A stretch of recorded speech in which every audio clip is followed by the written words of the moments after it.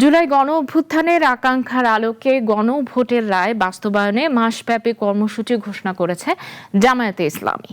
2 থেকে 9 জুলাই ঢাকায় শহীদ ও আহতদের পরিবারের সদস্যদের সঙ্গে মতবিনিময়ের মধ্য দিয়ে কর্মসূচি শুরু করবে দলটি। জুলাই গণঅভ্যুত্থানের দ্বিতীয় বার্ষিকী উপলক্ষে জামায়াত ইসলামীর মাসব্যাপী কর্মসূচি ঘোষণার এই সংবাদ সম্মেলন। সকালে জাতীয় প্রেস ক্লাবে আয়োজিত সংবাদ সম্মেলনে উপস্থিত হন দলটির কেন্দ্রীয় নেতারা।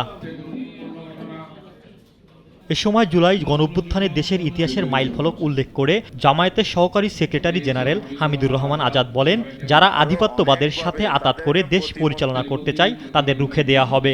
12 নির্বাচনের জন্য ফ্যাসিবাদের সাথে বর্তমান ক্ষমতাসীন দলের একটা হ্যান্ডশেক প্রোগ্রাম হয়েছে, যেটা স্বৈরাচারী পলাতক হাসিনার অডিও প্রকাশের মাধ্যমে প্রুফ হয়েছে। রেজওয়ানা হাসানও প্রকাশ করে দিয়েছে।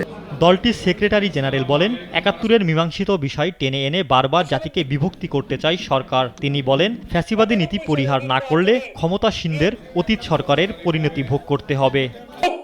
নৈতিক কোন যুক্তিকতার হাতিয়ার নেই বলে আপনি একটা পুরানো মীমাংসিত ইস্যুকে আপনি বারবার জাতির সামনে এনে যে আশা এটা করেন। এরপর গণভোটের রায় বাস্তবায়নে মাসব্যাপী কর্মসূচি ঘোষণা করেন জামায়াত। সবচেয়ে শক্তিশালী ইমরান শেখ, নাগরিক, ঢাকা। সবচেয়ে বড়